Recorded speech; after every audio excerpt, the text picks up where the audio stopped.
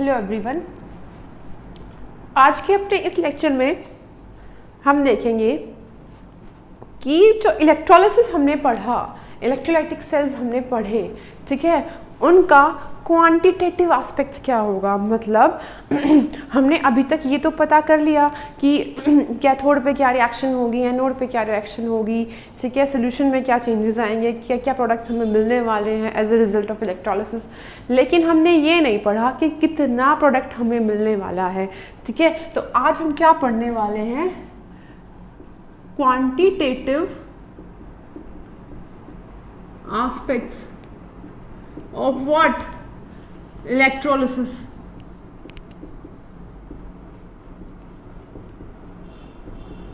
ठीक है, और ये क्वांटिटेटिव एस्पेक्ट्स हम कैसे पता करेंगे, ये चीज बताई थ्रू द फेराडेज लॉ। ठीक है, फेराडे के दो लॉज आए थे, फर्स्ट एंड सेकेंड। दोनों का हम डिटेल डिस्कशन करने वाले हैं कि ये लॉज क्या थे। देखो, आज हम क्या पढ़ने वाले हैं, अभी हम ये पढ़ने वाले हैं कि जो प्रोडक्ट्स हमें कैथोड एनोड पे मिलने वाले हैं वो कितनी क्वांटिटी में मिलेंगे, या उस प्रोडक्ट को हमें लाने के लिए कितना अमाउंट ऑफ इलेक्ट्रिसिटी चाहिए था। देखो, हम यही बोल रहे थे ना कि इलेक्ट्रोलाइसिस या इलेक्ट्रोलाइटिक रिएक्शन, इलेक्ट्रोलाइसिस जब होता है तो इलेक्ट्रिकल एनर्जी केमिकल एनर्जी में कन्वर्ट होती है, ठीक है, हमने ये देखा था। लेकिन उसके लिए कितना अमाउंट ऑफ एनर्जी चाहिए, ये इलेक्ट्रिसिटी कितनी चाहिए, ये भी पता कर सकते हैं। और जब ये इलेक्ट्रिसिटी सप्लाई कर दी हमने, तो रिएक्शन के जो प्रोडक्ट्स हैं उनकी कितनी क्वांटिटी आई, ठीक है, ये बताना है हमने। ठीक, तो ये सारी बातें हम पढ़ेंगे अपने क्वांटिटेटिव एस्पेक्ट्स में थ्रू द फेराडेज लॉ। ठीक है, अब हम सबसे पहले तो यही देखते हैं कि क्या है Faraday's law.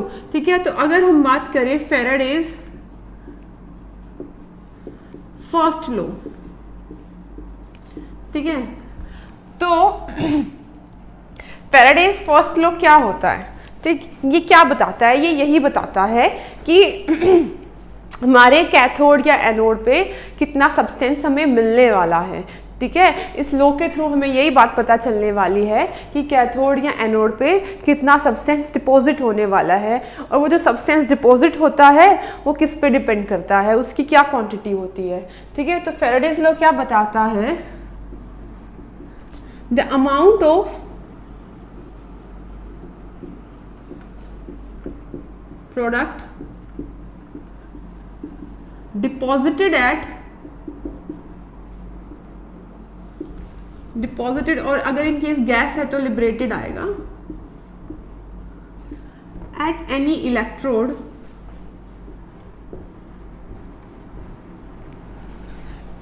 Is directly proportional to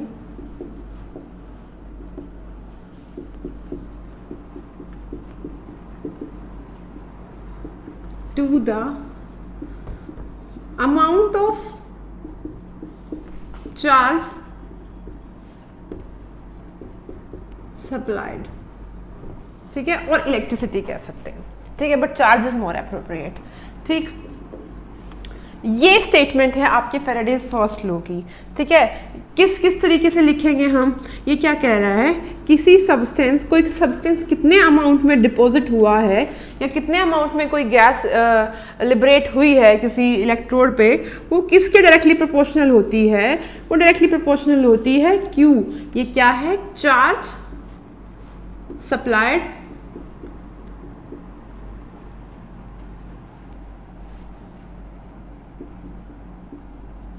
ठीक है, और ये मास क्या है, m क्या है हमारा, मास डिपॉजिट और लिबरेटेड। ठीक, ये तो बेसिकली स्टेटमेंट ही है। ठीक, इसको सिंप्लीफाई करेंगे कि जो हमारा मास मिलेगा, हमने यही तो किया था ना कि कैथोड पे कुछ सब्सटेंस डिपॉजिट होगा, एनोड पे कुछ सब्सटेंस हमें दो अलग अलग मिलेंगे कैथोड एनोड पे, तो वो कितने अमाउंट में मिलेंगे, हमने यही बात करनी है। देखो, आप आपने जब इलेक्ट्रोलिसिस पढ़ा तब आपने ये भी देखा था ना कि इतना सब्सटेंस या इसका 1 मोल होने के लिए इतने मोल्स ऑफ इलेक्ट्रॉन्स चाहिए, ठीक है, उसके थ्रू भी हो जाएगा, ठीक। लेकिन हम दोनों की बात करेंगे, फैराडेज लॉ उसको कैसे सिंप्लीफाई करता है, यूनिटरी मेथड जिसको कहते हैं उससे भी होगा, लेकिन फिलहाल ये देखते हैं कि इससे कैसे करेंगे, ठीक। अब देखो, चार्ज जो सप्लाई किया है हमने, वो तो हमने इलेक्ट्रिसिटी की फॉर्म में किया है, ठीक है, किस फॉर्म में किया है, करंट की फॉर्म में, ठीक। और ये करंट कितने टाइम के लिए सप्लाई हुआ है, इसको कह देंगे टाइम, ठीक है। और अगर हम देखें हमारा चार्ज यही तो होता है, ठीक।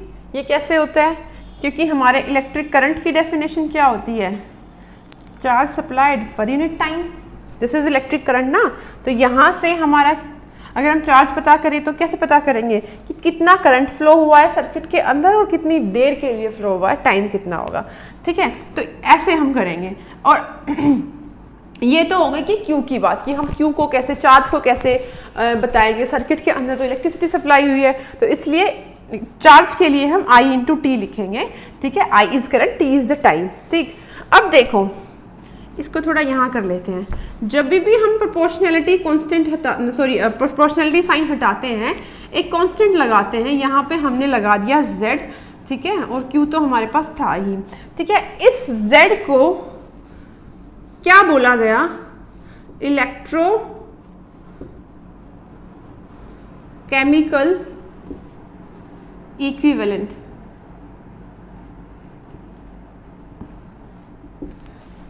इसका क्या सिग्निफिकेंस है, इसकी भी बात करेंगे, पहले अपने इस फॉर्मूला को सिंप्लीफाई कर लेते हैं, ठीक है। तो ये जो हमारा M था वो क्या हो गया Z, Q को हमने अभी क्या बताया I इंटू टी, तो ये क्या हो गया Z I T, ठीक है।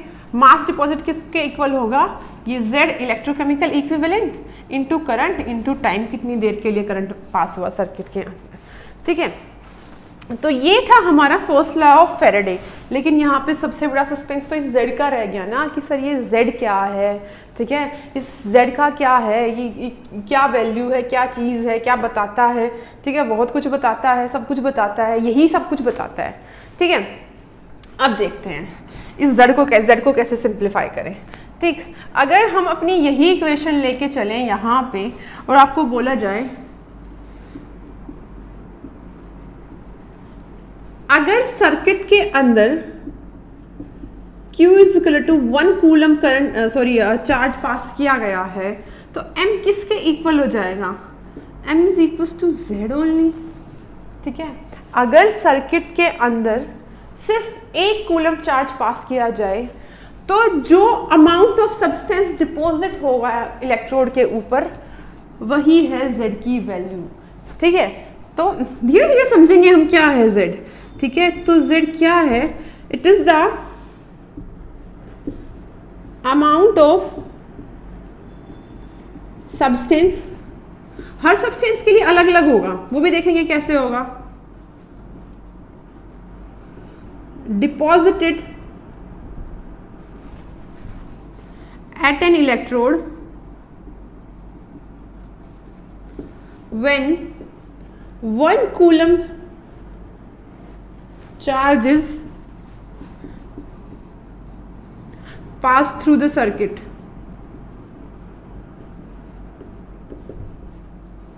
समझते हैं पहले इसको, इसी को क्या बोलते हैं, इलेक्ट्रोकेमिकल इक्विवेलेंट, ठीक है। इस बात को समझो कैसे, देखो हमने एक सेल बनाया, इलेक्ट्रोलाइटिक सेल, ठीक है, उसके अंदर कैथोड पे कुछ प्रोडक्ट आएगा, एनोड पे कुछ प्रोडक्ट आएगा, ठीक है। चलो हम कैथोड लेके चलते हैं, ठीक। 1 कूलम सर्किट से हमने चार्ज पास कराया, ठीक है, जैसे ये देखो इधर, ठीक है, ये कैथोड पे प्रोडक्ट देखेंगे, इस सेल के अंदर 1 कूलम चार्ज पास हुआ तो इस कैथोड पे कुछ अमाउंट सब्सटेंस का डिपॉजिट हुआ, ठीक है। वो जितना अमाउंट इस सब्सटेंस का डिपॉजिट हुआ वो इस सब्सटेंस का इलेक्ट्रोकेमिकल इक्विवेलेंट है। देखो ये जो इलेक्ट्रोकेमिकल इक्विवेलेंट है ये उस सब्सटेंस की प्रॉपर्टी है जो डिपॉजिट हो रही है, आप समझ रहे हो। जब सर्किट के अंदर 1 कूलम चार्ज पास होगा तो इसके जितना अमाउंट डिपॉजिट होगा, जितना अमाउंट बनेगा, जितनी चाहे गैस बने चाहे सॉलिड बने, ठीक है, जो भी बनेगा वो 1 कूलम चार्ज पास करने पे कितना बन रहा है वो अमाउंट होता है इलेक्ट्रोकेमिकल इक्विवेलेंट। ठीक है, ये इलेक्ट्रोकेमिकल इक्विवेलेंट हर सब्सटेंस का अपना अलग अलग होता है। ठीक है, और ये इलेक्ट्रोकेमिकल इक्विवेलेंट देखो ये तो था डेफिनेशन, है ना, ये तो मैंने आपको डेफिनेशन बता दी। ठीक, लेकिन जो इलेक्ट्रोकेमिकल इक्विवेलेंट होता है वो किसके इक्वल होता है, वो होता है आपका इक्विवेलेंट वेट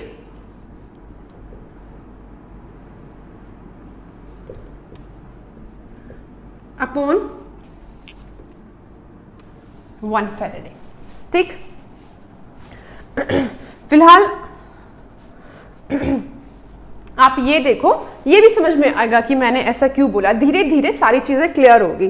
ठीक है, इधर से इसको मैं हटाने वाली हूँ क्योंकि हम अभी पूरा का पूरा अपने केमिकल इलेक्ट्रोकेमिकल इक्विवेलेंट पे ही बात करने वाले हैं कि ये क्या चीज़ है। यहाँ पे मैंने इक्विवेलेंट वेट अपॉन 1 फैराडे लिख दिया। यहाँ पे मैं बोल रही हूँ कि जब सर्किट से 1 कूलम करंट पास होगा तो जितना सब्सटेंस डिपॉजिट होगा उतना होगा। ठीक है, देखते हैं हम इसको भी। ठीक, तो फिलहाल मैं अभी इसको यहां से हटाती हूं और अपनी देखो कितनी सिंपल सी बात बोली कि जो मास डिपॉजिट होगा वो चार्ज के डायरेक्टली प्रोपोर्शनल होगा, लेकिन बीच में क्या आ गया आपका इलेक्ट्रोकेमिकल इक्विवेलेंट आ गया।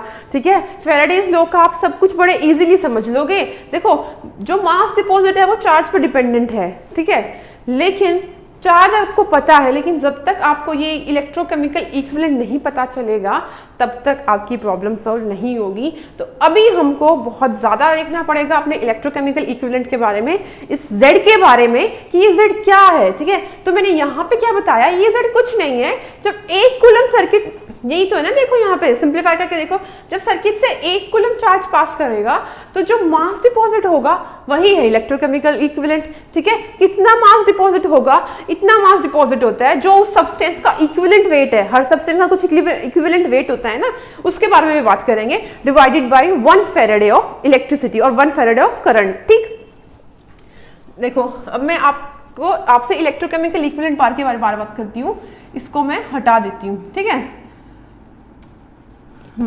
हटा ही देती हूँ, ये डिस्कशन भी काफी लंबा ही होगा। देखो जो आपका इलेक्ट्रोकेमिकल इक्विवेलेंट है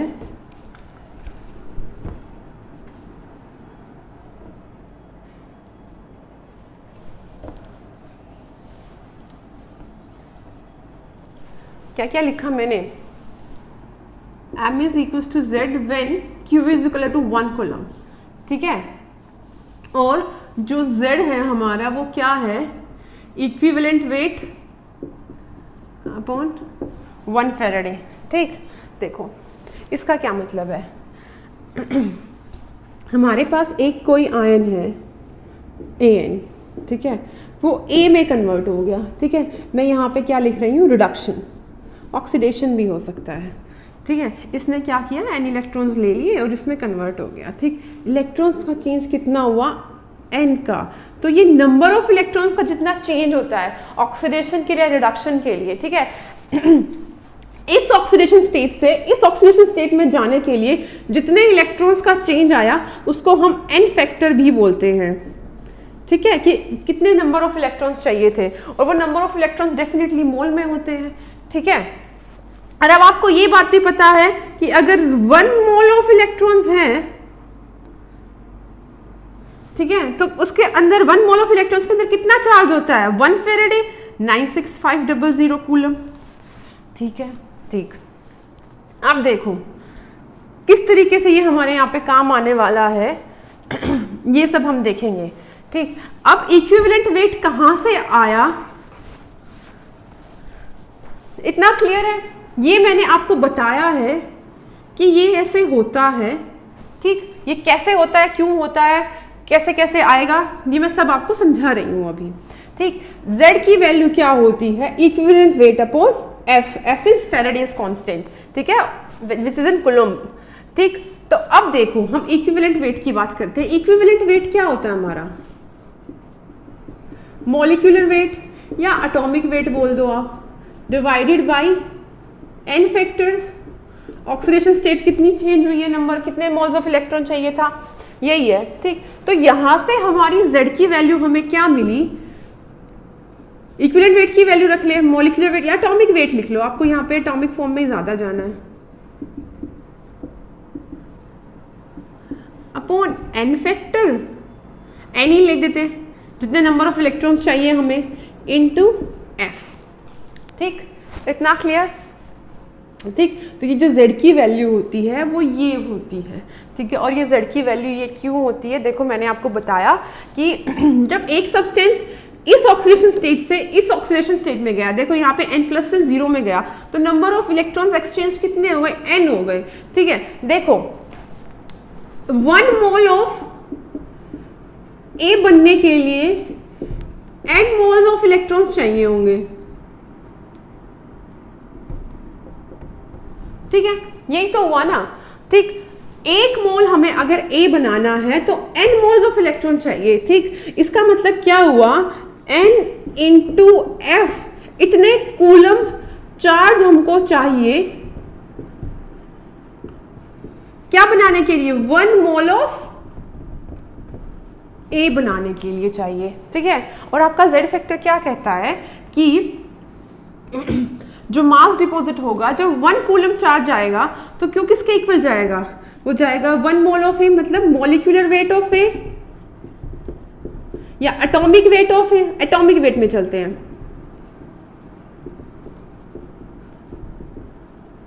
ठीक, 1 मोल का जितना ए का जितना वेट होगा वो which is divided by n into F. देखो 1 मोल सब्सटेंस, 1 मोल ऑफ ए कितना वेट हुआ, इसका एटॉमिक वेट ही होगा या इसका मॉलिक्यूलर वेट, एटॉमिक या मॉलिक्यूलर वेट में से एक होगा। ठीक है, 1 मोल सब्सटेंस डिपॉजिट हो रहा है, मतलब जो सब्सटेंस का एटॉमिक वेट है या मॉलिक्यूलर वेट है, इतना सब्सटेंस डिपॉजिट हो रहा है। ठीक है, और इसको डिपॉजिट करने के लिए आपको कितना चार्ज चाहिए, n इंटू एफ कूलम। ठीक है, और अगर आप सर्किट के अंदर सिर्फ 1 कूलम चार्ज पास कर रहे हो, तभी तो आपको Z की वैल्यू पता चलेगी ना कि आपका इलेक्ट्रोकेमिकल इक्विवेलेंट की वैल्यू क्या है। वो क्या होगी, एटॉमिक वेट या मॉलिक्यूलर वेट। ठीक, अपॉन n इंटू एफ। ठीक है,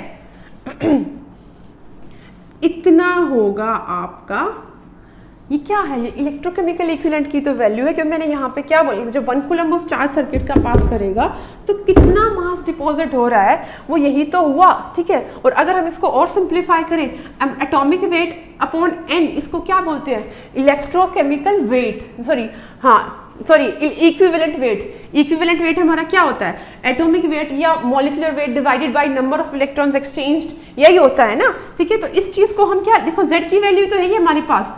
ठीक है, इसको हम क्या लिख सकते हैं, equivalent weight divided bye F, this is your Z। ठीक है, मेरे ख्याल से बहुत अच्छे से समझ में आया होगा आपको, ये बहुत कंफ्यूजिंग होता है। ठीक है, आपका Z कुछ नहीं है, आपका Z वो अमाउंट है किसी सब्सटेंस का डिपॉजिटेड एट एन इलेक्ट्रोड जब सिर्फ 1 कूलम ऑफ इलेक्ट्रिसिटी पास हुई है। ठीक है, इतना समझ में आया। मैं आपको थोड़ा और एक्सप्लेन करती हूँ, देखो किसी एग्जाम्पल के साथ करती हूँ। देखो अपना हमारे पास सोडियम है। ठीक है, सोडियम प्लस है। ठीक, अब इसके अंदर क्या रिएक्शन होती है, यही होता है ना, Na प्लस इलेक्ट्रॉन ने सोडियम मेटल बना दिया। ठीक है, कितना मोल ऑफ इलेक्ट्रॉन चाहिए था, 1 मोल ऑफ इलेक्ट्रॉन। ठीक है, 1 मोल ऑफ इलेक्ट्रॉन्स मतलब 1 into 1 Faraday gives 1 mole of sodium metal. ठीक है, इतने कूलम चार्ज से हमको मिला 1 मोल ऑफ सोडियम मेटल। तो 1 कूलम से कितना मिलेगा, 1 मोल ऑफ सोडियम एटम का वेट कितना हो गया, सोडियम का Na का एटॉमिक वेट।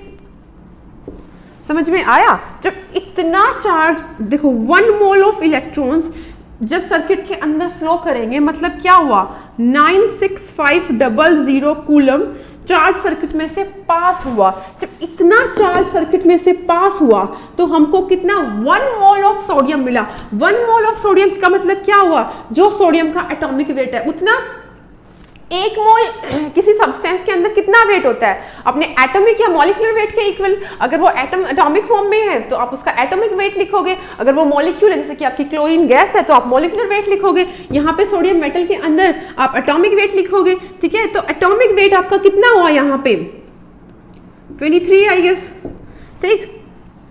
इतना कूलिंग चार्ज इतना आपको सोडियम मेटल दे रहा है, ठीक है। और अगर हम यूनिटरी मेथड से देखें तो आपका 1 कूलम चार्ज कितना सोडियम मेटल देगा, ठीक है, इतना सोडियम मेटल मिलेगा। तो ये क्या हो गया, ये सोडियम मेटल का इलेक्ट्रोकेमिकल इक्विवेलेंट की वैल्यू हो गई, ठीक है। और अगर आप यहां पे अपने इलेक्ट्रोकेमिकल इक्विवेलेंट की वैल्यू पुट कर दोगे, उसके बाद आपको पता चल जाए कितना चार्ज आ गया, तो आप ये प्रॉब्लम को क्लियर कर सकते हो। देखो इलेक्ट्रोकेमिकल इक्विवेलेंट क्या है, ये सिर्फ वो अमाउंट है किसी सब्सटेंस का, ठीक, जो 1 कूलम चार्ज को सर्किट में से पास करेंगे तब डिपॉजिट होगा। देखो ये था क्या सोडियम की कहानी। देखो यहाँ पे 1 × 96500 है। अगर हम कोई और मेटल ले, जैसे कि अब हम ले लें यहाँ पे कि हमने मैग्नीशियम ले लिया, ठीक है, +2 इलेक्ट्रॉन ने क्या दे दिया, मैग्नीशियम दे दिया, ठीक। अब देखो, अब 1 मोल मैग्नीशियम लाने के लिए आपको कितना चार्ज चाहिए, 2 फेरेडे, है ना, 2 मोल ऑफ इलेक्ट्रॉन लग रहे हैं ना यहाँ पे, ठीक है। देखो अगर आपको ये पता चल गया ना कि कितना आपको चार्ज चाहिए, ये देखो अपने इलेक्ट्रोलिसिस हमने शुरुआत किया तब इतना तो समझ में आ गया था ना कि ये कितने इलेक्ट्रॉन्स हमें चाहिए, 2 मोल चाहिए, मतलब 2 फेरेडे करंट हमको, चार्ज हमको चाहिए ये रिएक्शन कराने के लिए, ठीक है। सिंपल है, यूनिटरी मेथड वाला ही काम है, कोई बड़ी चीज नहीं है, ठीक है, बस समझने में अंतर है। देखो जब आपके पास 2 मोल्स ऑफ इलेक्ट्रॉन्स हैं,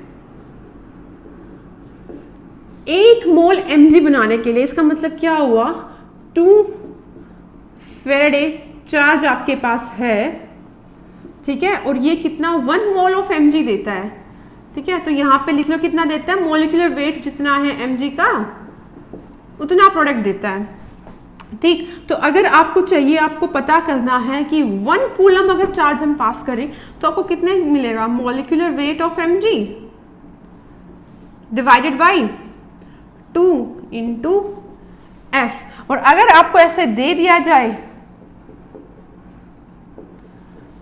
कि ये रिएक्शन हो रही है, ठीक है, तो अब आप बताओ ये 1 कूलम करंट पास करने पे, देखो N फेरेडे जब चार्ज पास होगा तब इतना सब्सटेंस A का डिपॉजिट होगा। और अगर हम चाहते हैं कि 1 कूलम चार्ज पास हो तो molecular weight of A divided by NF, यही, ठीक है। और यही क्या है हमारा Z, ठीक है। तो आई गेस Z आपका क्लियर हुआ होगा। मैंने काफी ज्यादा एम्फेसिस डाला है इस चीज पे कि Z को लेके कोई कंफ्यूजन ना रहे कि आपका इलेक्ट्रोकेमिकल इक्विवेलेंट क्या है। बहुत सिंप्लीफाइड टर्म है, जब सर्किट के अंदर सिर्फ और सिर्फ 1 कूलम चार्ज पास हो रहा है तो आपको Z मिलेगा। देखो यही तो बात हुई ना। देखो यूनिटरी मेथड से हमने क्या बताया, जब इतना चार्ज पास होता है तो इतना हमें सब्सटेंस मिल रहा है, तो 1 कूलम पास होगा तो हमें कितना मिलेगा। और आप इस फॉर्मूले को भी मत देखो, अब ये वाला फॉर्मूला फैराडेज लॉ के अकॉर्डिंग मत देखो, आपको Z किसी सब्सटेंस का Z बता दिया गया कि उस सब्सटेंस का Z ये है, जैसे कि आपको बोल दिया जाए किसी सब्सटेंस का Z X है, ठीक है, देख। और अगर आपको पता चल गया कि इतना X है, क्या होगा, ये ग्राम्स पर कूलम, ठीक है, इतने ग्राम डिपॉजिट हुआ 1 कूलम चार्ज से, ठीक है। और अब आपको बोल दिया जाए कि अभी सर्किट के अंदर 3 फेरेडे ऑफ चार्ज पास किया है, तो अब बताओ ना कि कितना मास डिपॉजिट होगा। सिंपल ही तो है, ठीक है। जब 1 कूलम चार्ज पास किया गया तो आपको x ग्राम मिला, ठीक है। और अगर आपके सिस्टम के अंदर 3 × F चार्ज पास किया गया तो टोटल चार्ज 3Fx इतना ही तो सब्सटेंस डिपॉजिट होगा, यही तो कहता है Faraday's law. Faraday's law simplify किया हुआ है, ये सारी कैलकुलेशन न्यूट्री मेथड से पहले समझी गई, फिर उसको आपको सिंपल टर्म में बता दिया गया कि ठीक है फैराडेज लॉ क्या होगा, m is equals to z into Q. सारी कहानी z पे लाके छोड़ दी, z को समझा। जब हमने z को समझा तब पता चला कि ये कोई बहुत कॉम्प्लेक्स चीज नहीं थी, ये तो सिंपल सी चीज थी कि ठीक है जब सर्किट के अंदर 1 कूलम चार्ज पास होगा कितना सब्सटेंस हमें मिल रहा है, अगर ये पता चल गया तो उसके आगे से की कहानी तो 5th क्लास का बच्चा भी सॉल्व कर देगा कि 1 कूलम चार्ज पास करने पे हमें इतना सब्सटेंस मिला, और अगर 3 इंटू एफ इतना कूलम चार्ज पास होगा, ठीक है ये एफ क्या है, फैराडेज कांस्टेंट है, ये चार्ज तो बताता है, अगर इतना चार्ज पास किया तो हमको कितना सब्सटेंस मिलेगा, ठीक है। तो ये था आपका इलेक्ट्रोकेमिकल इक्विवेलेंट के बारे में, ठीक है। ये पूरा मैंने बहुत अच्छे से बहुत इलेबोरेट पूरा करके बताया है कि Z को समझना बहुत जरूरी है। Z कोई बहुत कॉम्प्लेक्स चीज नहीं है, बहुत सिंपल चीज है, यूनिटरी मेथड से आप निकाल सकते हो। थोड़ा देखते हैं कि इक्विवेलेंट वेट आ गया, मॉलिक्यूलर वेट आ गया, एन फैक्टर आ गया, आप थोड़ा कंफ्यूज करोगे कि यार ये सब क्या है, लेकिन जरा सोच के देखो ये एन फैक्टर क्या है, सिर्फ यही तो है कि नंबर ऑफ इलेक्ट्रॉन्स कितने एक्सचेंज हुए हैं। Once you know the number of electrons आपको पता चल जाएगा कितना कूलम चार्ज पास हुआ है, कितना कूलम चार्ज पास हुआ है। अगर आपको ये पता चल गया तो आपको ये भी पता चल जाएगा कि उसका Z क्या है, ठीक है। तो चीजें आपस में बहुत इजीली कनेक्टेड है, ठीक। अब उसके बाद हम अपने इस फॉर्मूला को सिंप्लीफाई करते हैं, ठीक है, और अपने फैराडेज लॉ को सिंप्लीफाई करते हैं। लेकिन अभी आप अपने ये जो इलेक्ट्रोकेमिकल इक्विवेलेंट के बारे में मैंने इतना बताया, इसको अच्छे से समझ आई गेस समझ गए होगे, ठीक है। तो अभी आगे चलते हैं।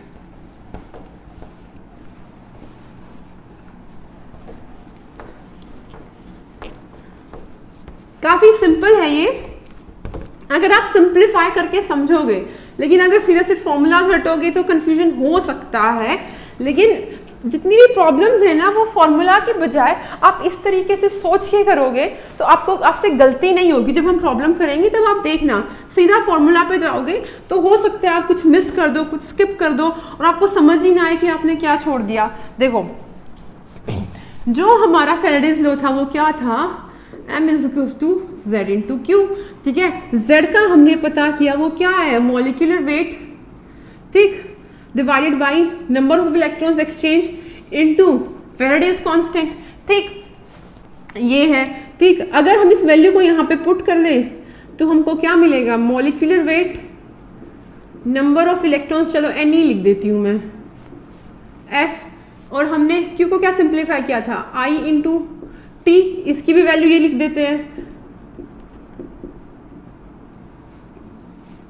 देखो अगर आपको पता चल जाए कि यहाँ पे कौन सा सब्सटेंस डिपॉजिट हो रहा है, ठीक है, आप उसका मॉलिक्यूलर वेट लिखोगे, कितने इलेक्ट्रॉन्स, कितने number of moles of electron चाहिए ये लिखोगे, ठीक है। फैराडेज कांस्टेंट की वैल्यू आपको पता है ये लिखोगे, ठीक है। कितना करंट पास हुआ और कितने टाइम के लिए पास हुआ, ये सब चीज़ें आपको पता चल जाए तो आप इजीली बता सकते हो कि कितना मास डिपॉजिट होगा, ठीक है। ये तो थी इस फॉर्मूला की बातें, ठीक है। अब बात ये आती है कि इस फॉर्मूला से हम क्या क्या वैल्यूज एक्सट्रैक्ट कर सकते हैं, ठीक है। ये फॉर्मूला हमें और क्या क्या इंफॉर्मेशन देगा, ये है हमारा फर्स्ट लॉ, ठीक है। यही हमें ले जाएगा सेकंड लॉ पे, चलो वो बात की बात है, पहले अपना फर्स्ट लॉ तो क्लियर कर लें, ठीक। अब अगर हम इसी को थोड़ा ऊपर नीचे एक्सचेंज करेंगे और आपको अलग अलग चीजें बताएंगे कि क्या क्या हमें पैरामीटर्स एक्सट्रैक्ट होते हैं। अगर हम इसको नीचे ले आए, आई टी, ठीक है, इसको हम क्या बोलते हैं, इधर देखते हैं, नंबर ऑफ मोल्स इसके इक्वल होता है given mass divided by molecular weight, यही होता है ना। किसी सब्सटेंस का किसी गिवन मास के अंदर कितने उसके मोल्स हैं, हम ऐसे ही पता करते हैं ना, ठीक है। तो इस चीज को हम लिख सकते हैं ना, कि इस सब्सटेंस का कितने नंबर ऑफ मोल्स हमें मिले हैं, वो हमको कैसे पता चलेगा? हमें सिर्फ इतना पता होना चाहिए ये हमारा करंट सर्किट में कितनी देर पास हुआ, या तो हमें Q पता हो या हमें ये दोनों चीज़ें पता हो, ठीक है। उसको बनने में कितने मोल्स ऑफ इलेक्ट्रॉन्स चाहिए थे इनटू F, ठीक है। इतनी सी इंफॉर्मेशन हमें मिल जाए तो हमारा काम चल जाएगा, ठीक है। ये N किसका मोल्स है? मोल्स ऑफ सब्सटेंस डिपॉजिटेड, है ना, यही तो है, ठीक। अब अगर देखो एक फिक्स सर्किट के अंदर करंट की वैल्यू कांस्टेंट है, कितने टाइम के लिए हमने डाला वो पता है, फैराडेज कांस्टेंट है। अब बात आती है नंबर ऑफ इलेक्ट्रॉन पे। अगर हम इन तीनों चीज़ों को कांस्टेंट रखें तो हमें क्या पता चला, किसी सब्सटेंस का कितने मोल्स डिपॉजिट होने वाले हैं वो किस पे डिपेंड करता है? उस रिएक्शन को होने के लिए कितने इलेक्ट्रॉन्स चाहिए, या उस सब्सटेंस का एन फैक्टर कितना है, ठीक है। अगर एन फैक्टर ज़्यादा है तो ये हमारे नंबर ऑफ मोल्स हमें कम मिलने वाले हैं, ठीक है। तो अमाउंट ऑफ सब्सटेंस किस पे भी डिपेंड कर रहा है? एन पे भी डिपेंड कर रहा है। देखो ये एम और एन, यहाँ पे मॉलिक्यूलर वेट भी कांस्टेंट है। किसी सब्सटेंस का कितना मास डिपॉजिट होगा ये किस पे डिपेंड करता है? एन फैक्टर पे भी डिपेंड करता है। कैसे डिपेंड करता है, ठीक है। जितना ज्यादा किसी सब्सटेंस का, देखो नोट डाल के लिख लो, the substances having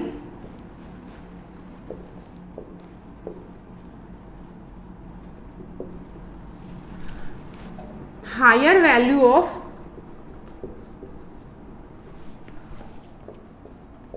n factor results in lesser mass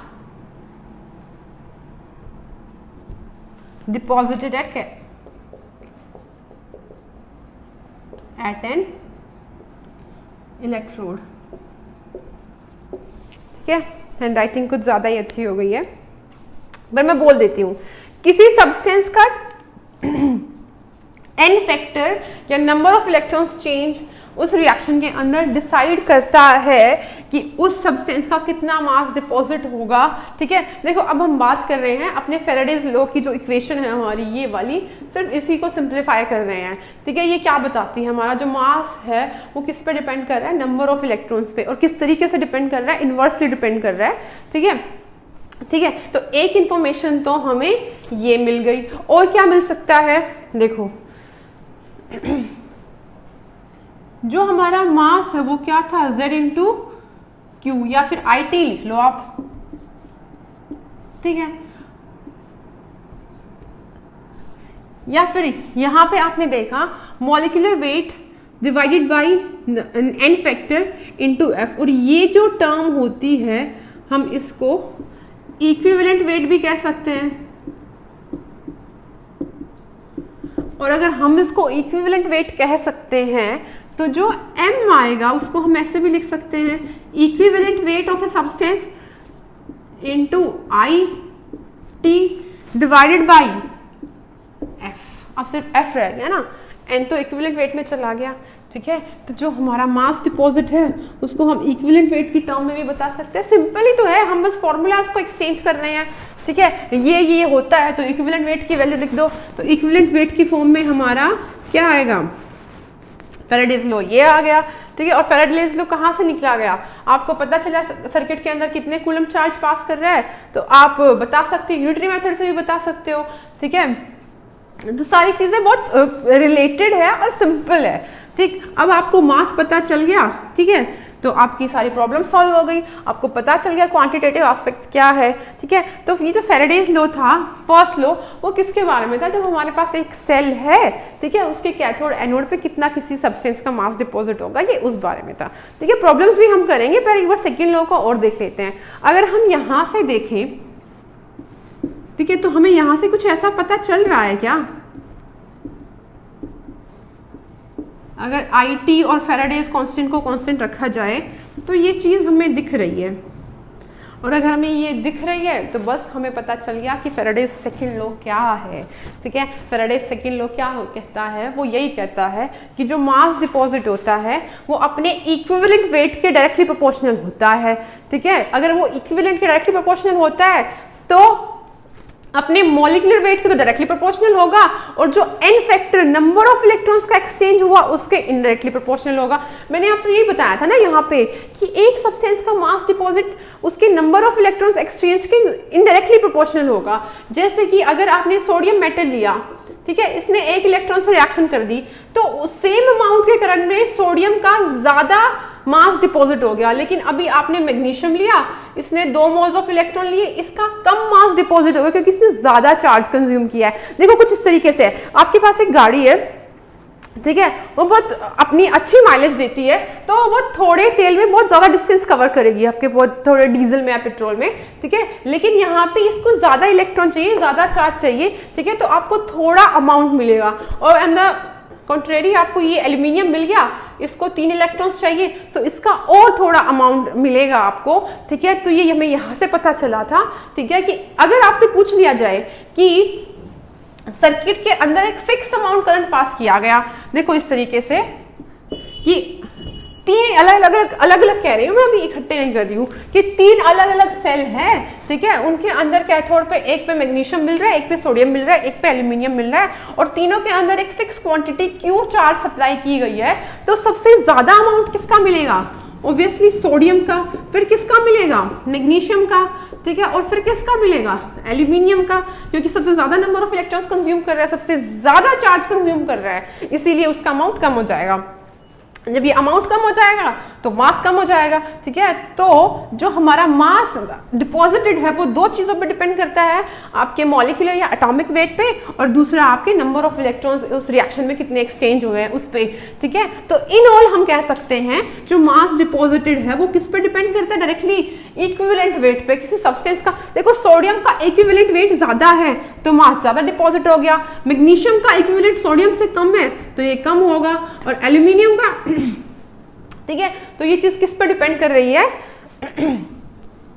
देखो दोनों पे करेगी, मॉलिक्यूलर वेट पे भी करेगी और नंबर ऑफ इलेक्ट्रॉन्स पे भी करेगी। यहाँ पे अगर नंबर ऑफ इलेक्ट्रॉन्स बढ़े, अगर एल्यूमिनियम के, ठीक, नंबर ऑफ इलेक्ट्रॉन्स बढ़े हैं तो इसका इससे मास भी ज्यादा है। ठीक है, तो सिर्फ एक के बिहाफ पे ये जो मैंने लिखा आपको समझाने के लिए लिखा था, लेकिन ये वैसे गलत है। ये टोटली डिपेंड करता है इक्विवेलेंट वेट पे, कोई एक चीज डिसाइड नहीं कर सकती, दोनों चीज डिसाइड करेगी। सब्सटेंस का मॉलिक्यूलर वेट भी, जिसको हम एटॉमिक वेट भी ले सकते हैं यहाँ पे, और नंबर ऑफ इलेक्ट्रॉन्स एक्सचेंज भी, इसीलिए इक्विवेलेंट वेट पे डिपेंड करेगा। ठीक है, ठीक है, अब उसके बाद हम ये देखते हैं कि हमारा सेकंड लॉ क्या बोलता है। सेकंड लॉ यही बोलता है, लेकिन आपका फर्स्ट लॉ डील करता है इंडिविजुअल सेल के लिए, एक अलग अलग सेल के लिए। ठीक है, लेकिन हम 2, 3, 4 सेल ले लें। ठीक, हमने यहाँ पे ये 3 सेल ले लिए, ठीक है, और इन सबको इसी बैटरी से कनेक्ट कर रखा है। ठीक, अरे बना लेना इसको कैसे भी, चलो मैं ही बना देती हूँ। सेकंड लॉ, चलो मैं पहले इसको हटा देती हूँ तब करते हैं अच्छे से। सेकंड लॉ पे आ गए अभी हम। सब कुछ कोरिलेटेड है, कुछ अलग अलग नहीं है। बस जो फर्स्ट लॉ था वो एक सिंगल सेल के बारे में था, इंडिविजुअल सेल के बारे में था, और जो आपका सेकंड लॉ है वो कहता है कि जब आपके 2 या 2 से ज्यादा सेल जब एक साथ सीरीज कनेक्शन में जोड़ दिए जाएं, ठीक है, तब उसमें जो मास डिपॉजिट होगा हर एक इलेक्ट्रोड के ऊपर, उनका भी आपस में कुछ रिलेशन है।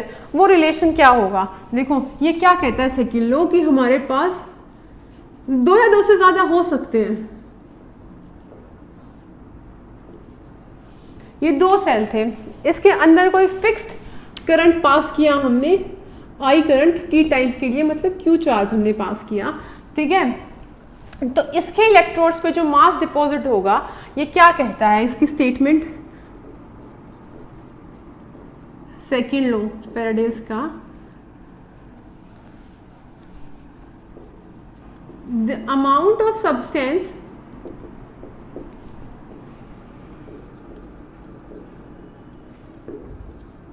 deposited at electrodes are directly proportional to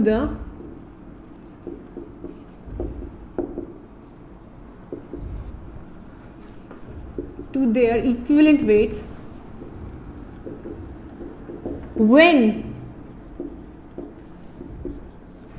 two or more cells are connected in series or same charge supplied।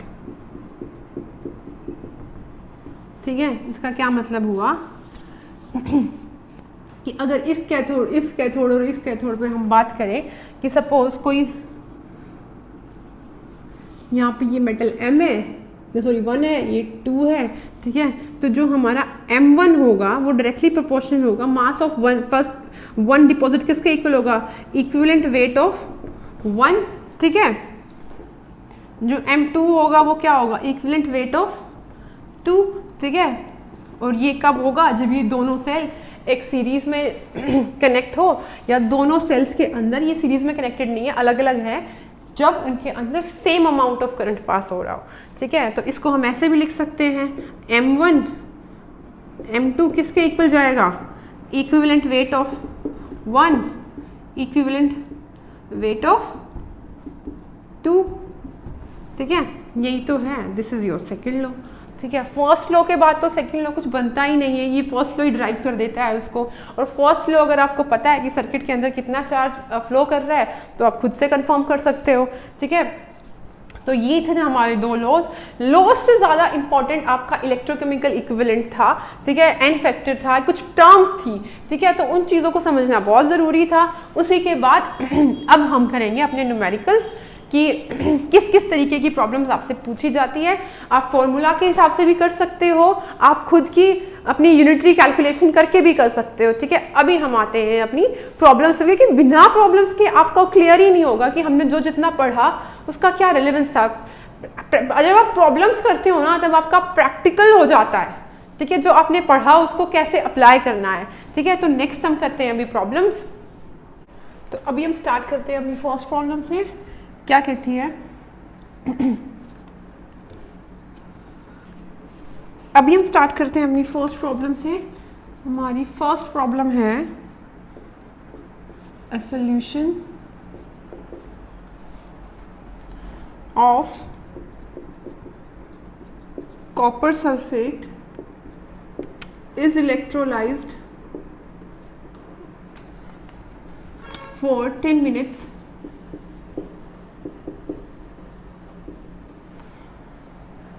with a current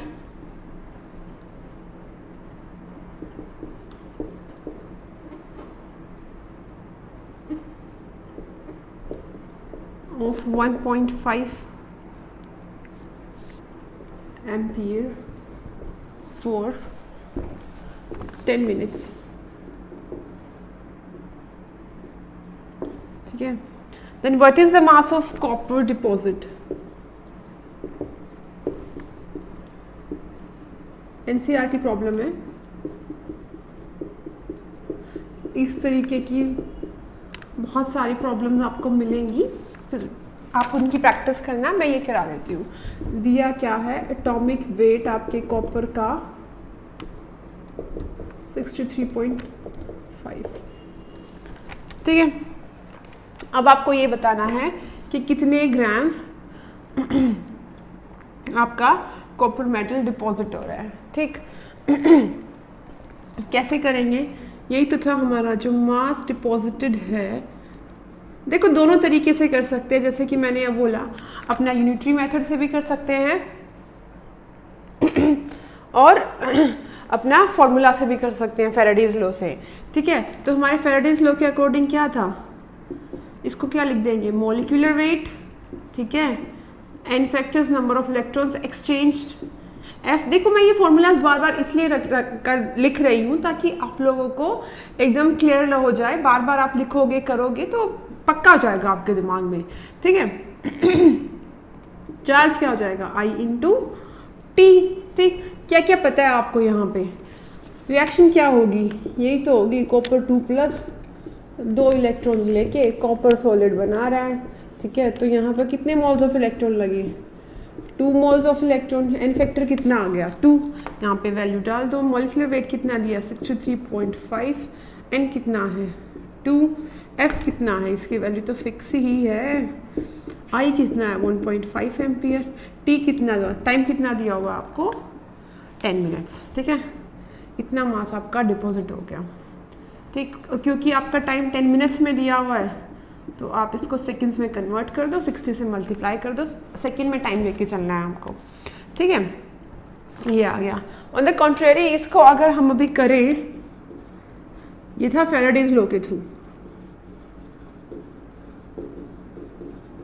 ठीक है, अभी देखते हैं हम अपना यूनिटरी मेथड से कैसे होगा।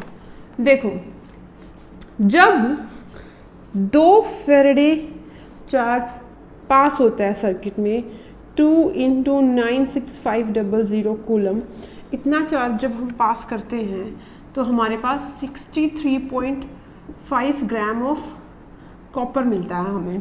ठीक है, अगर 1 फैराडे होगा तो कितना होगा? 63.5 डिवाइडेड बाई 2 इंटू 96500। लेकिन चार्ज कितना है हमारे पास? 1. चार्ज कितना हुआ हमारे पास? Q is equal to I T. I कितना? 1.5 एम्पियर। टाइम कितना है? 10 मिनट्स। तो इतना सेकंड हो गया। ठीक है, तो हमारे पास कितना चार्ज दिया हुआ है? तो क्या आया हमारे पास ultimately?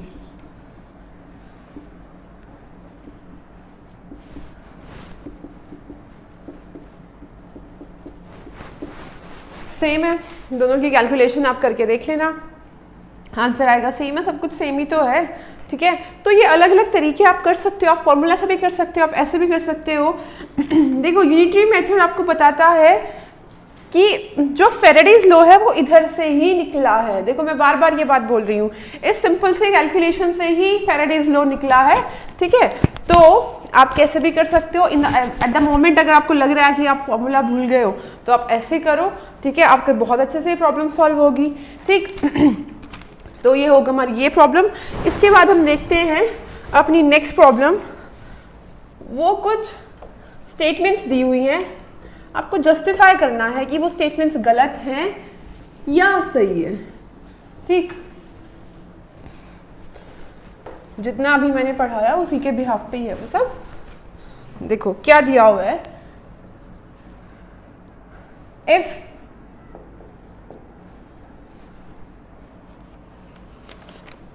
same quantity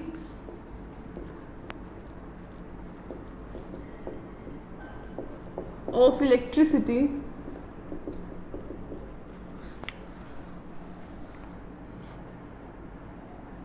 sorry if नहीं है यहाँ पे, same quantity of electricity deposits more of, आपको ये बताना है कि ये स्टेटमेंट जो बोली गई है वो सही है या गलत है। मोर ऑफ आयरन, समझ रहे हो ना, Fe metal from ferric sulphate solution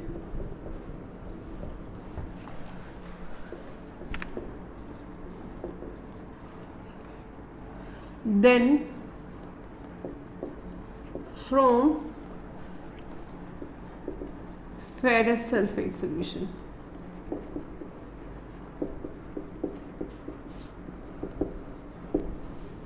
देखो, सबसे पहले तो मैं आपका यही बात क्लियर कर देती हूँ, जब भी आपको बोला जाए, जैसे सपोज बोला आपको फेरस या फेरिक, ठीक है, इनकी ऑक्सीडेशन स्टेट कौन सी होगी। ठीक, आपको बोला जाए क्यूप्रस और क्यूप्रिक, क्या ऑक्सीडेशन स्टेट होगी। जब OUS लिखा होता है तो लोअर ऑक्सीडेशन स्टेट होती है, जब RIC लिखा होता है तब हायर ऑक्सीडेशन स्टेट होती है कंपैरेटिवली। ठीक है, तो ये कौन सी ऑक्सीडेशन स्टेट होगी, सेकंड। ठीक, और ये कौन सी है, थर्ड, मतलब यहाँ पे आयरन इस ऑक्सीडेशन स्टेट में है, यहाँ पे आयरन इतनी में है। क्यूप्रस में कॉपर 1 में है, क्यूप्रिक में कॉपर 2 में है। ठीक है, ये हर जगह ही अप्लाई होगा आपका। कंफ्यूजन होता है बहुत ज़्यादा आप लोगों की क्यूप्रस क्यूप्रिक में कौन सा 1 है कौन सा 2 ऑक्सीडेशन स्टेट है। ऐसे ही फेरस और फेरिक में 1 2 या 2 3 की कुछ ऑक्सीडेशन स्टेट नहीं बताता, ये बताता है जब OUS लगा होता है पीछे, मतलब वो कंपेरेटिवली लोअर ऑक्सीडेशन स्टेट में है। RIC है तो मतलब वो थोड़ा एक ऑक्सीडेशन स्टेट हायर है। तो जैसे आयरन सेकंड थर्ड दोनों में एग्जिस्ट करता है, तो जो छोटी वाली ऑक्सीडेशन स्टेट होगी उसको फेरस बोलेंगे, जो हायर ऑक्सीडेशन स्टेट होगी उसको फेरिक बोलेंगे। कॉपर 1 और 2 दोनों में एग्जिस्ट करता है, तो जो छोटी वाली ऑक्सीडेशन स्टेट होगी उसको क्यूपरस बोलेंगे, हायर को क्यूपरिक बोलेंगे। थोड़ा जनरल मैंने आपको बताया। अब सवाल पे आओ कि ये क्या पूछ रहा है। ये ऐसे पूछ रहा है कि आपके पास एक सोल्यूशन है Fe3 का और Fe2 का। खुद से सोचना इन दोनों में से किसका, अगर आप ये सॉल्व कर लोगे कि इन दोनों में से एक फिक्स अमाउंट ऑफ इलेक्ट्रिसिटी के लिए कौन सा ज़्यादा आयरन डिपॉजिट करेगा, तो आपकी प्रॉब्लम सॉल्व हो जाएगी। देखो ये है आयरन 3 ऑक्सीडेशन स्टेट में, इसको चाहिए होंगे 3 moles of electrons to form iron solid. ठीक है, ये है सेकेंड ऑक्सीडेशन स्टेट में, इसको चाहिए होंगे 2 moles of electrons to make iron solid. ठीक है, और मैंने क्या बताया था थोड़ी देर पहले, जब भी इलेक्ट्रॉन्स बढ़ जाते हैं अमाउंट कम हो जाता है। क्या था हमारा फॉर्मूला एन फैक्टर पे, जो मास डिपॉजिट है वो क्या होगा, मॉलिक्यूलर वेट NF/I/T, सब कुछ तो कांस्टेंट दिया है। आयरन का मॉलिक्यूलर वेट सेम रहेगा, करंट उतना ही है, टाइम उतना ही है, फेराडेज कांस्टेंट तो है ही कांस्टेंट। तो ये जो मास डिपेंडेंट है वो किसके इन्वर्सली प्रोपोर्शनल है, नंबर ऑफ इलेक्ट्रॉन्स एक्सचेंज या एन फैक्टर, तो इस एन फैक्टर के इन्वर्सली प्रोपोर्शनल है। तो जब आयरन 3 से फेरिक सल्फेट से जो आयरन बनेगा वो कम बनेगा, जो फेरस से जो आयरन बनेगा वो ज़्यादा बनेगा। ठीक है, लेकिन आपके स्टेटमेंट में क्या दिया हुआ है, इसमें बोला है कि the electricity deposit more of iron from ferric sulphate then from ferrous sulphate. ठीक है, तो लेकिन ये तो उल्टा हो रहा है, फेरस से हमें ज़्यादा मिलेगा, फेरिक से हमें कम मिलेगा। ठीक है, तो ये जो स्टेटमेंट है हमारी, this is wrong, this is not right. अगर आपको ये स्टेटमेंट कुछ ऐसे दी होती, यहाँ पे फेरिक की जगह फेरस होता और यहाँ पे फेरस की जगह फेरिक होता, तो ये आपकी स्टेटमेंट सही होती, बट अभी ये स्टेटमेंट गलत है। ठीक है, क्लियर इतना? सिंपली यही तो पूछा है कि फेरस से कितना बनेगा, फेरिक से कितना बनेगा, नंबर ऑफ इलेक्ट्रॉन्स ज़्यादा है तो फेरिक से कम बनेगा। जब भी नंबर ऑफ इलेक्ट्रॉन्स का कंजम्पशन ज़्यादा हो जाएगा तो मास डिपॉजिट हमारा कम होगा, क्योंकि बहुत ज़्यादा चार्ज ले रहा है वो मास को डिपॉजिट करने के लिए। ठीक है, जो आपका फ्यूल है वो चार्ज है, अगर कोई ज़्यादा फ्यूल कंज्यूम करेगा तो वो थोड़ी देर तक चलेगा, थोड़ा मास डिपॉजिट करेगा। ठीक है, तो इसलिए कम हो रहा है। ठीक, वो मैंने सिंपल वर्ड्स में आपको बोल दिया। देखो अगला क्या स्टेटमेंट है, द इलेक्ट्रोकेमिकल इक्विवेलेंट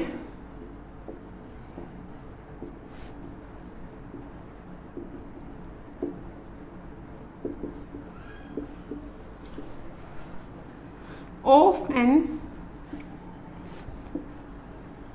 मैंने आपको बताया था इलेक्ट्रोकेमिकल इक्विवेलेंट हर एलिमेंट की अपनी अलग प्रॉपर्टी होती है। ठीक है, कैन बी, वो कोई सेल की प्रॉपर्टी नहीं होती, वो किसी इलेक्ट्रोलाइट की प्रॉपर्टी नहीं होती, वो जो सब्सटेंस डिपॉजिट हो रहा है, ठीक है, वो उसकी प्रॉपर्टी होती है। Can be obtained by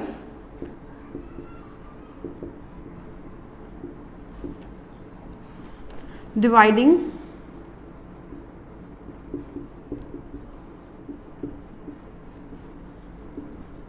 its equivalent weight by Faraday's constant. What do you think, it is true or not? Obviously यही तो है आपका, यही तो है आपका Z।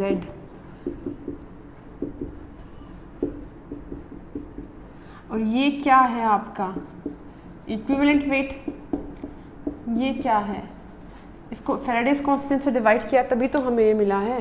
तो ये स्टेटमेंट क्या है आपकी, सही है, दिस इज राइट। ठीक है, उसके बाद देखते हैं थर्ड स्टेटमेंट है आपकी 1 Faraday of charge liberates always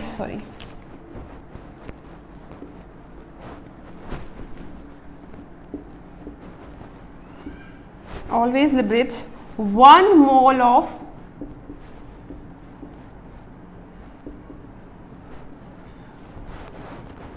the substance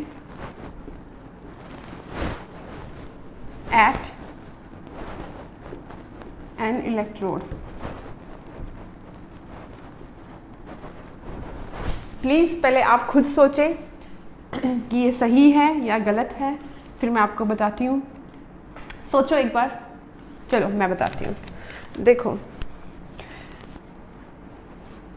suppose ये रिएक्शन थी, इस रिएक्शन को होने के लिए 3 मोल्स ऑफ इलेक्ट्रॉन चाहिए थे। इसका मतलब क्या था, इसको 3 फैराडे चार्ज चाहिए। ठीक, लेकिन ये क्या कह रही है कि किसी सब्सटेंस को अगर इलेक्ट्रोड पर डिपॉजिट हो रहा है तो उसको 1 फैराडे चार्ज चाहिए होगा। ठीक है, और उस 1 फैराडे चार्ज से आपको 1 मोल मिलेगा। तो क्या इस रिएक्शन में ऐसा हो रहा है? यहाँ पे अगर हमें आयरन का 1 मोल चाहिए तो हमें 3 मोल्स चार्ज चाहिए। ठीक है, कितना, 3 फैराडे इलेक्ट्रिसिटी चाहिए। ठीक है, लेकिन जब कभी ऐसी रिएक्शन हो, सपोज आपका सोडियम है, उसको 1 मोल इलेक्ट्रॉन से उसका रिडक्शन हो गया, तो यहाँ पे 1 फैराडे चार्ज इज सफिशिएंट, ये 1 मोल सोडियम दे देगा। लेकिन और जगह नहीं होगा, जहाँ पे n फैक्टर 1 होगा वहाँ पे 1 फैराडे चार्ज काफ़ी है। लेकिन जहाँ पे n फैक्टर आपका 1 नहीं है, जहाँ पे change in oxidation state other than 1 है, वहाँ पे ये स्टेटमेंट क्या है, गलत। तो ये कोई यूनिवर्सल यहाँ पे ऑलवेज लिखा है ना, तो इसका मतलब क्या हुआ, this is a wrong statement. ठीक है, उसके बाद देखते हैं हमारी next problem. A charge of 1 Faraday deposits ऐसा ही कुछ है जो आपने अभी पढ़ा।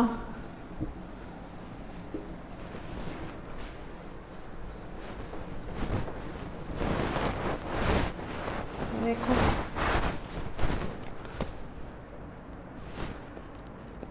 a charge of 1 Faraday deposits. देखो, ये दोनों जेई में आए हुए क्वेश्चंस हैं, इसीलिए मैं करा रही हूँ। 1 मोल ऑफ सब्सटेंस, ठीक है, B 1 gram of substance, C 1 gram of 1 gram equivalent of substance, and the last one is 1 AMU of substance।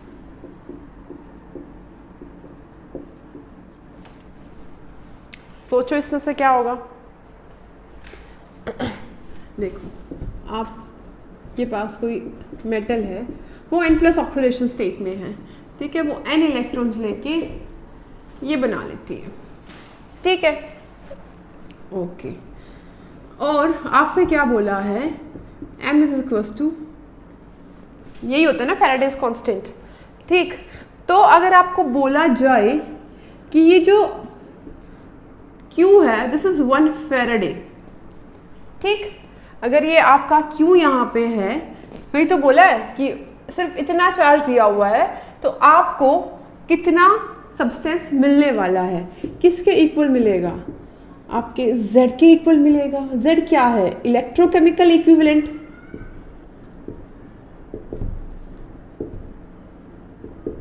अच्छा भाई, ठीक है, और Z की वैल्यू क्या होती है।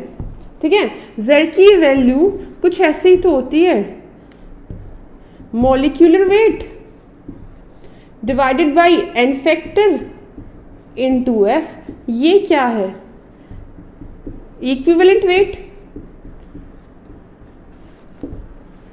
ये आपका क्या आ गया Z। और अगर आपने यहाँ पे बोला है कि 1 फैराडे ही आपका चार्ज सर्किट में से जा रहा है, तो आपका कितना मास डिपॉजिट होगा उसके इक्विवेलेंट वेट के इक्वल, ठीक है। तो आपका कितना मास डिपॉजिट होगा, 1 gram equivalent of the substance, ठीक है। और आपका Z क्या बताता है, जब सर्किट में से सिर्फ 1 कूलम चार्ज पास हो रहा हो तो उसको क्या बोलेंगे जब सर्किट में से सिर्फ 1 कूलम चार्ज पास हो रहा होता है, ठीक है, तो अमाउंट ऑफ सब्सटेंस जो डिपॉजिटेड होता है उसी सब्सटेंस, उसी Z, उसी अमाउंट को क्या बोलेंगे, इलेक्ट्रोकेमिकल इक्विवेलेंट, ठीक है। और अगर आपसे पिछले क्वेश्चन में भी तो यही पूछा था कि अगर 1 फैराडे इलेक्ट्रिसिटी अगर सर्किट में से पास होती है तो क्या आपको 1 मोल सब्सटेंस मिलेगा, नहीं। तो अभी यहाँ आपको पता चला कि आपको 1 मोल नहीं, आपको 1 ग्राम इक्विवेलेंट सब्सटेंस मिलेगा, ठीक है। यही तो होता है ना equivalent, molecular weight upon NF, ठीक, यही होता है। तो आपको क्या मिल रहा है, इक्विवेलेंट वेट के इक्वल, ठीक। अब हम नेक्स्ट प्रॉब्लम करते हैं।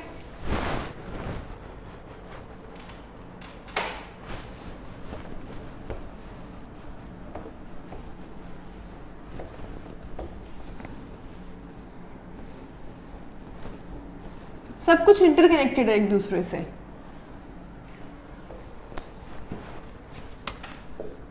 क्या है next, next is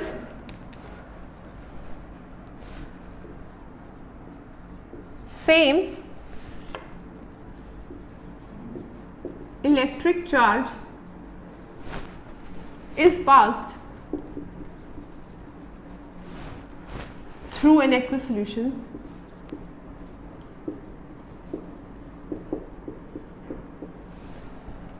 and a solution of HCl and copper sulphate, ठीक है। उसके क्या मिला, 12 ग्राम ऑफ H2 गैस मिली, ठीक है। Then find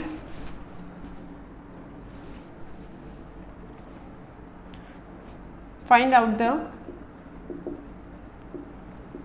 mass of copper deposited, ठीक है। लग रहा है कुछ सेकंड लो का, सेकंड लो क्या बोलता है, M1 M2 equivalent weight of 1 equivalent weight of 2, यही तो होगा। मास ऑफ 1 दिया है 12 ग्राम, M2 आपको निकालना है, equivalent weight of hydrogen obviously 1 ही होगा, ठीक है। और कॉपर का, अगर कॉपर का एटॉमिक वेट है 63.5 ग्राम्स, ठीक है, और कॉपर 2+ से कॉपर बन रहा है, 2 इलेक्ट्रॉन्स का एक्सचेंज है, ठीक है। तो आपका इक्विवेलेंट वेट क्या हो गया, 63.5/2, ठीक है। तो यहाँ पे आप रख लो, M2 की वैल्यू निकाल लो, आपका आंसर आ गया। ये सेकेंड लो पे थे। आप इसको यूनिटरी मेथड से भी कर सकते हो कि अगर आप पता कर लो कि सर्किट के अंदर कितना चार्ज है, 12 ग्राम हाइड्रोजन डिपॉजिट करने के लिए आपको कितना चार्ज चाहिए, फिर उसी चार्ज का अमाउंट आप अप्लाई करके देखो कॉपर के लिए, आपको आंसर मिल जाएगा, ठीक। नेक्स्ट देखते हैं,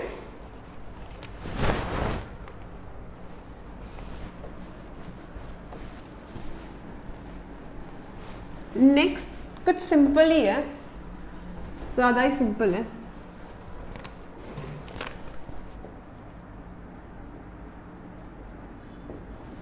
calculate the charge required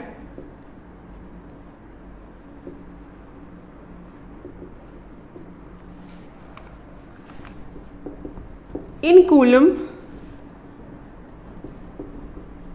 for oxidation of 1 mole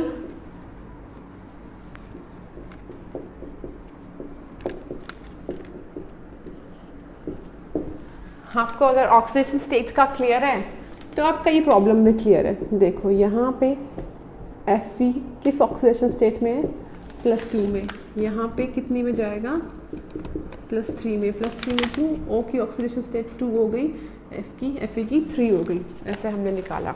ठीक है, तो क्या चेंज हो रहा है, Fe+2 से Fe+3 में जा रहा है। ठीक है, कितने मोल्स ऑफ इलेक्ट्रॉन लगे 1, तो चार्ज कितना लगा obviously 1 Faraday.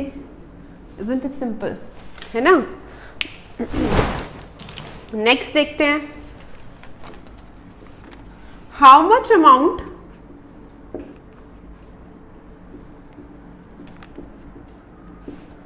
Of a substance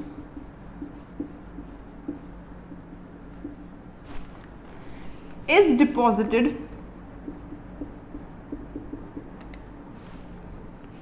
by 1 coulomb of charge। अभी तो सबको समझ आ गया होगा। And what it is, what is it called.